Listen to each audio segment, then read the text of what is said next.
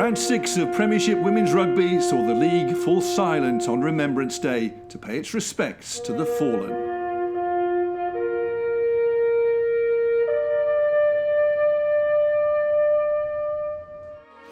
Gloucester Hartbury travelled to West London to face a much improved Trailfinders side. Harlequins welcomed bottom-place Sale Sharks to the Stoop, while high-scoring Bristol Bears made the trip to face Tigers in Leicester. But we begin with the league leaders Exeter, who welcomed Loughborough Lightning to Devon.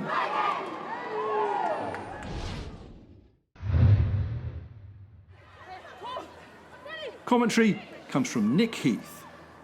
Rowland to make the clearance, which she can be relied upon for doing, and it goes over the head of the two furthest back players for Exeter Chiefs. Such is perhaps the power and ability of Rowland's boot compared to what the Chiefs have expected from others clearing their lines in such a position before. But now they find some room down the left side, and it's Fayanati getting going, gets the offload away. Chiefs in transition, as they call it, from defensive into attack, have been where they've been so devastating this season. It's a good give, and a wrap, and a reach, and Dorothy Wall has the try.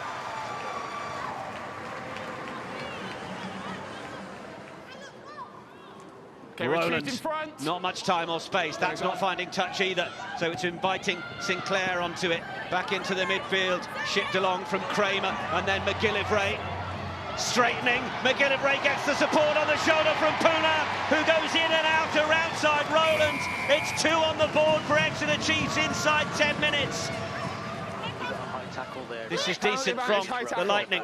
Can they build themselves to a score here? Hibbert Jones wants to go herself, driving towards the line, but repelled.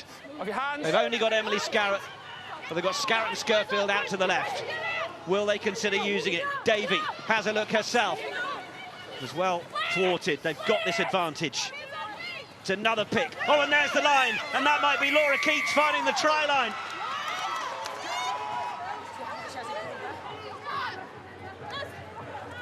It's just relentless from the Chiefs. They keep coming. Maloney, are they going to carry? Are they going to pass? All capable of being that double threat. And then Tessier looks to chip it through. Fayanati with the run. There's not a whole lot of room here. Oh, it goes backwards from Chrissy Skirfield, who couldn't control it. And Tessier will be the beneficiary. Beautifully brought down by Ebony Jeffries.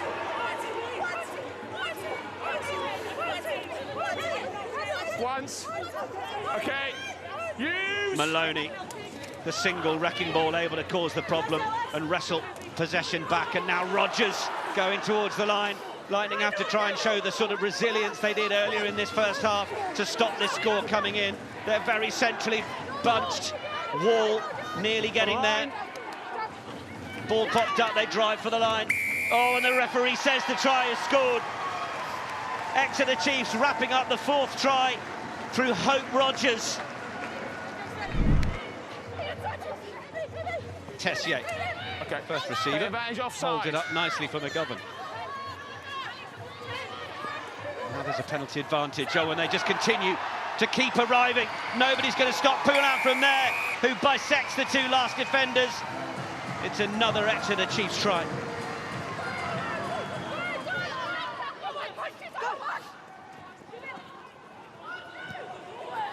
Skirfield give it a chance to run, and she will. And look at this, Chrissy Skirfield absolutely out of the blocks. Olympic silver medalist, showing why she's got all the pace. Up against Poulin, racing to the corner. What a score from Chrissy Skirfield.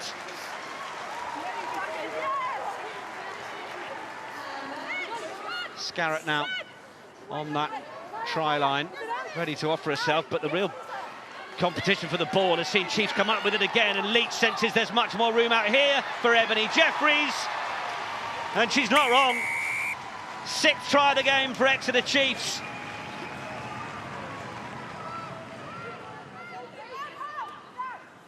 To the front they go, back with Wardby initially, and then under the mitt of Treader. Once Loughborough. They may have to use it if they can't quite get the last few metres over, but it might just be there, and it will be there. Lightning get themselves a third try. But it's just not going to be enough to overcome Susie Appleby's charges. A comfortable victory in the end for the Chiefs. They've beaten Loughborough Lightning in PWR round 6 by 40 points to 19. They were so dangerous. It felt like we were defending for a lot of that game, besides the scoreline. But yeah, huge challenge, and they pushed us fully to the edge there. But yeah, it's great that we've got the calibre of player to finish that game off as well. And yeah, it'll be a huge challenge next time as well.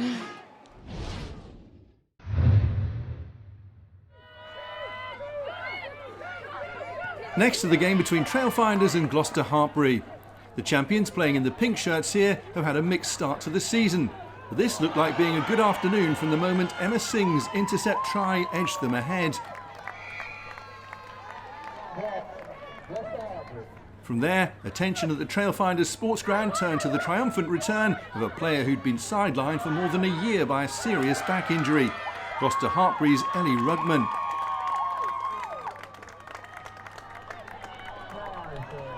Rugman had come off the replacements bench for a brief appearance in the win over Sale in round 5, but this was her first time back in the starting 15. She marked the occasion with 2 tries as her team built a 15-point lead at the break.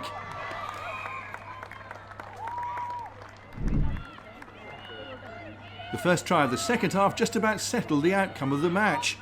A solid scrum from Gloucester Hartbury gave number 8 Alex Matthews the chance to power her way to the line.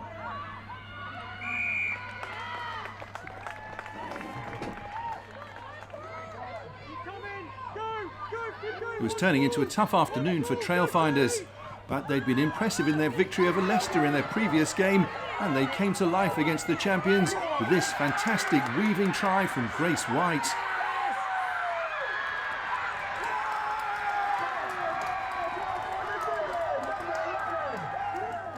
Any optimism among the home fans seemed to be short-lived though, as Gloucester Hartbury responded with their 5th try. The line-out drive finished off by Beth Stafford.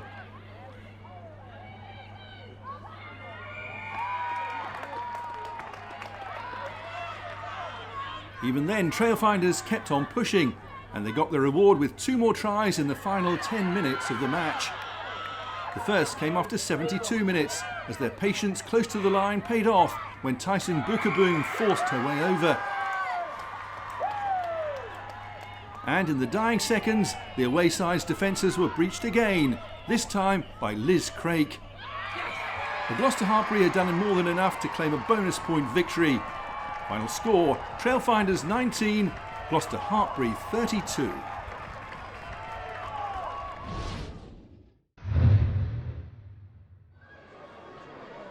Harlequins were hoping to continue their excellent recent form as they took on Sale Sharks. 3 successive victories had seen Quins climb the table, and their newfound confidence was soon in evidence as Connie Powell burst over the line. Sale were doing all they could to stay in the game, but the home side were dominating territory, and they punctured their opponents' defences once again midway through the first half. Sylvia Turani the scorer this time.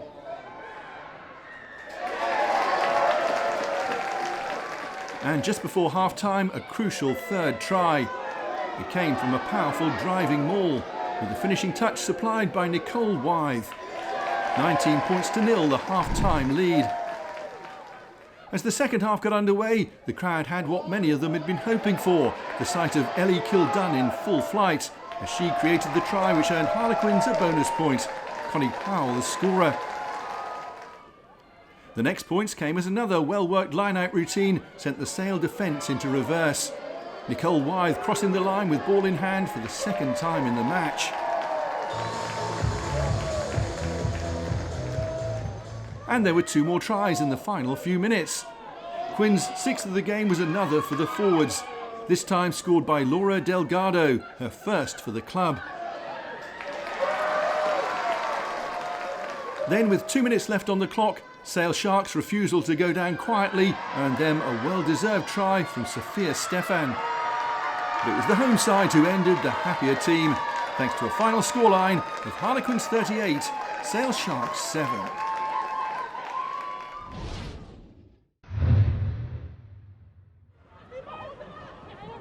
At Mattioli Woods, Welford Road, Leicester Tigers took on Bristol Bears. Leicester in the green shirts are still searching for their first league win of the season, and they trailed from the 3rd minute. Millie David racing away to claim Bristol's opening try. The Bears were in need of a boost after losing at home to Harlequins in round 5, and this was turning into the perfect tonic. They crossed the line again moments later. Jenny Hesketh the scorer this time.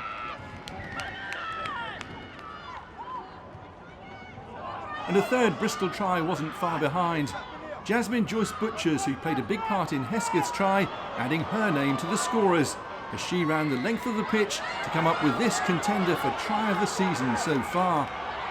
Leicester's Claire Gallagher did her best to catch the flying winger, but to no avail.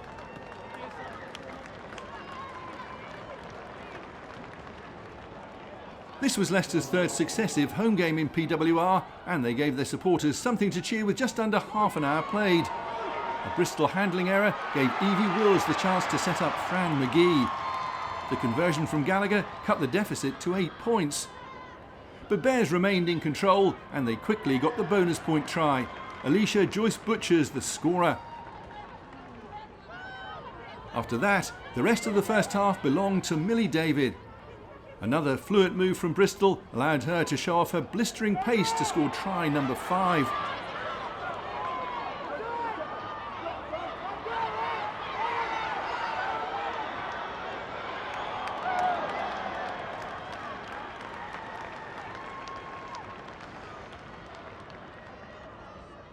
And before they'd reached half-time in the East Midlands, David was over again and celebrating her 2nd hat-trick of the season.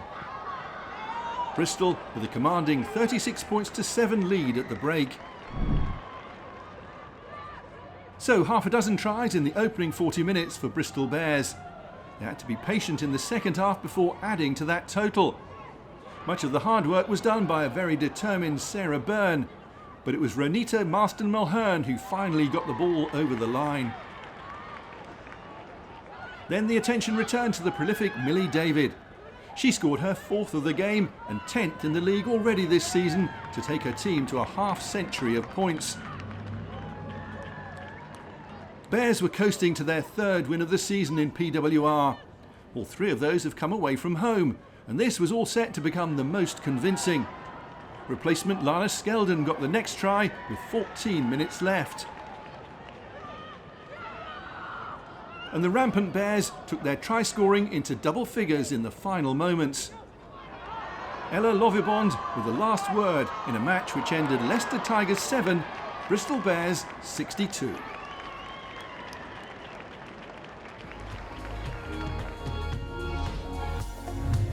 So a commanding performance from Bristol Bears, who were one of 2 teams to win away in round 6, the other Gloucester Hartbury. Exeter's flying start to the season continues thanks to their victory over Lightning. And Quins were winners for the 4th successive match. The Chiefs remain top of the table, 6 points ahead of Gloucester Hartbury, who climbed to 2nd. Harlequins and Saracens make up the top 4. At the other end, it's Leicester in 8th and Sale Sharks bottom.